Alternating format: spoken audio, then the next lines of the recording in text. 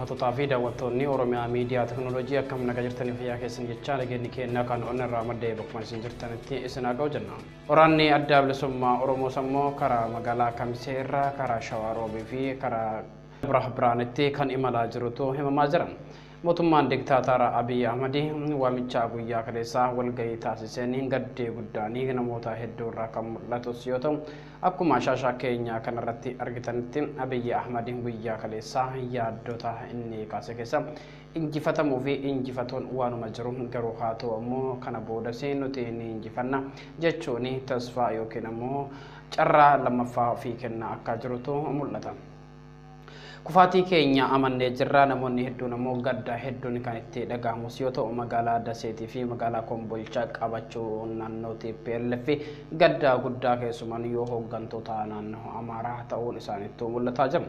Fuula Feesbuukaa guutuu fi akkuma kanaan miidiyaalee garaagaraa irratti keessan kan mul'achaa jiru gaddee guddaanii paarlaamaa keessatti yookiin ammoo iddoo walgahii keessatti kan irratti mul'achaa jirus yoo ta'u gaddee kun ammoo tuyyuu keessumaan warroota bilisiqinnaatiif carraa xumuraatii kan jedhamudha. Walgahiin guyyaa kaleessaa ta'amaa ture kun ammoo walgahii guyyaa xumuraa ta'uu danda'a jechuudhaan namoonni hedduun akka raagaa jirantu himamaa jira. Haala kanaan waraanni adda bilisummaa Oromoo golaalee Oromiyaa hunda keessaa wal qabatee yeroon ka'uu barbaachisu yeroo kana jechaa kan jiranis yoo ta'u aktiivistootaa fi akkuma kanaan rogeeyyiin garaagaraa kan dubbachaa jiran waraanni adda bilisummaa yookiin waraanni Oromoo kan yeroo ammaa kana kan sochii kallattii Oromiyaa keessa socho'u hundi qeerroo fi qarree keenya wajjin ta'uun yeroon tarkaanfii fudhachuu qabu yeroo kana jechaatis jirani. Akkuma kanaan hooggantoonni bilisiqinnaa samii seenna moo hardii seenna jechuun kan sodaa guddaa keessaa jiran yoo ta'u loltoonni TPLF yookiin ammoo kallattii hedduun ammoo humnoota naannoo Amaaraa fannoo fi akkuma kanaan humna addaa Oromiyaa jedhamuun beekamuu fi poolisii federaalaa irratti tarkaanfii gurguddaa kan fudhachaa jiru keessumaan magaalaa Dasee fi Kombolchaa keessatti namoota hedduun akka lubbuun. Haaluma kanaan keessumaan tarkaanfiin waraanni TPLF fudhachaa jiru kun kan saffisaan adeemaa jiruu fi yookiin loltoonni ABIY hundi isaanii gallakkisanii yookiin meeshaa waraanaa gurguratanii kan naannoo irraa babbadaa jiran yookiin immoo waraana keessaa badaa jirantu mul'ataa jira jedhan. Biyyattii keessatti gaaggamni deemaa jiruu fi gaaggamni dhufuuf deemus baay'ee hamaadha. Kan maafuyyuu hammeenya kana yookiin ammoo gaagaa kanarraa of xiqqeessuu fi kallattii mariitti akka deemnu jechuun kallattiilee garaagaraa rogeeyyiin garaagaraa kallattii kaa'aa akka jirantu mul'ata. Garuu ABIY ammoo waan rogeeyyiin kun jechaa jiranii fi yookiin kallattii mariitti waan deebi'aa jirus hin fakkaatu. Ammallee mo'annaa kana booda sammuu tokkummaadhaan ka'uu qabna jechuun guyyaa kaleessaa walgahii guyyaa kaleessaa irratti kan dubbachaa jirus yoo ta'u namoonni hedduun garuu walgahii guyyaa kaleessaa irratti gadda guddaan kan irratti mul'atee fi gadda guddaa kan fuula isaanii irraa arginutu mul'ataa jira jedhanii hawaasni garaagaraa kallattii sooshaal miidiyaa hawaasummaatiin wal daddabarsaa yookiin walii qoodaa jiran irratti. Akka hawaasni walii qoodaa jiru kanatti keessumaan naannoon Amaaraa fi TPLF yookiin ammoo kallattiidhaan kana booda bilisiqinnaan cabdee jirti jechuuf hooggantoonni bilisiqinnaa yaaddoo guddaa keessa kan seenan yoo ta'u sababa fiizaan isaanii kan cufaa ta'ee fi akkuma kanaan kallattii jireenya isaanii biyya kamillee deemanii kan jiraachuu hin dandeenye waan ta'eef jecha yaaddoo guddaa yookiin ammoo haala hamaa keessa akka jirantu himamaa jira.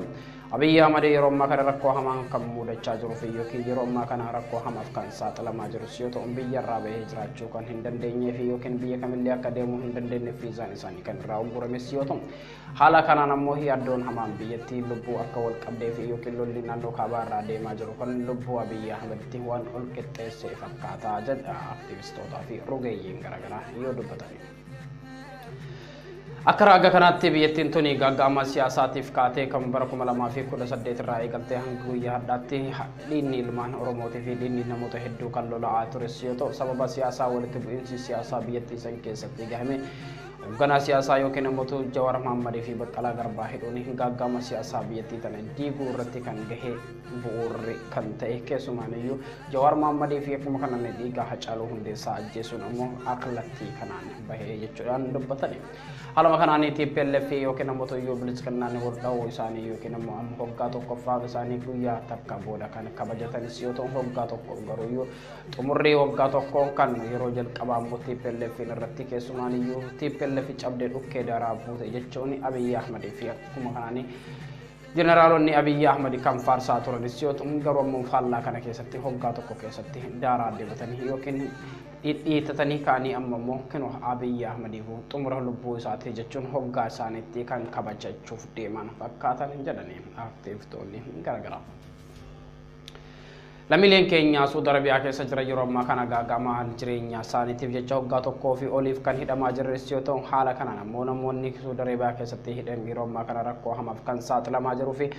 uffata dhabuu fi akkuma kanaan beelarraa kan kaan yeroo ammaa kana cabsaa nyaataa takkaatee fi akkuma kanaan haayilaandii takkaan bishaan kan dhuganii fi haaluma kanaan waan irra ciisanii fi waan uffatan dhabuurraa kan ka'e peestaalii gurraachaan of maranii kan ciisaa jirantu mul'ataa jira. Akkuma ashaashaa keenya kanarratti argaa jirtan kanatti keessumaan iyyuu lammiileen Oromoo yookiin lammiileen Itoophiyaa biyya Saudi Arabiyaa keessatti dararaa hamaaf kan saaxilamaa jiran rakkina mootummaa biyyattii keessa jiruu fi akkuma kanaan siyaasaa biyyattii keessa jiru lammiilee keenya biyya ormaatti kan dararaa jiru kan biyya qofaatii miti kan biyya keessaa lubbuun kan darbaa jiruu fi kan biyya alaa immoo dararaa hidhaatiin kan saaxilaa jiru keessumaan iyyuu jiraattota Saudi Arabiyaa irratti miidhaa guddaa siyaasaan biyyattii keessatti gaagaamaa dhufe kan jecha Gaagaamni siyaasaa biyyattii keessatti deemaa jiru lammiilee keenya biyya ormaattis kan miidhuu fi hoggaa tokko oliif ammoo kan mana hidhaatiif saaxile rakkoo siyaasaa biyyattii keessa jirudha jedhanii aktiivitoonni garaagaraa oggoo dubbachaa jiran. Furmaanni lammii keenya yookiin hiikuudha qabsoofnee ABIY AHMED yookiin ammoo mootummaa nama nyaataa kan ofirraa buusuudha gaafa kan ammoo ijoolleen biyya Saudi Arabiyaa keessa jirtus furmaatanii argatte bari'uun ishee hin oolu aduun dukkanooftee bariitii jedhanii aktiivistootii fi hayyoonni garaagaraa yeroo ammaa kanatti keessumaan yeroo gooleen siyaasaa biyyattii keessa ammaa kana haalli deemaa jiru kun kallattii furmaata ijoollee Saudi Arabiyaallee ta'uu danda'a jechuudhaan dubbatan. Lammiileen Oromoo biyya adilaa addunyaa keessa jiran yeroo ammaa kana gadda isaanii peestaalii gurraacha uffatanii kan argisiisaa jiranis yoo ta'u sababni isaa lammiilee keenya rakkinaaf jecha yeroo ammaa kana Saudi Arabiyaa keessatti peestaalii zubaraa yookiin ammoo peestaalii gurraacha uffatanii kan sooshaal miidiyaa hawaasummaa irratti mul'achaa jiranii fi gadda isaanii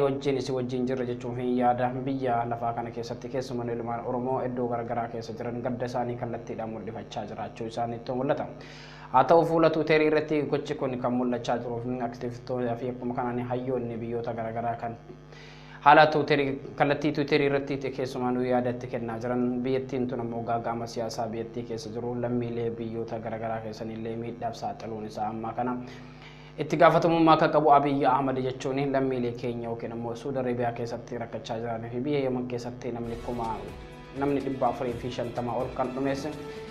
itti gaafatamummaa kan qabu ABIY AHMED kana jalaas gaafatamummaa bahuu hin danda'u jechuudhaan dubbatani. Dhaggeeffattootaa fi daawwattoonni Oromiyaa Miidiyaa Teknooloojii sagantaan keenya guyyaa hadhaa kanuma fakkaata sagantaa biraatiin hanga walitti deebi'utti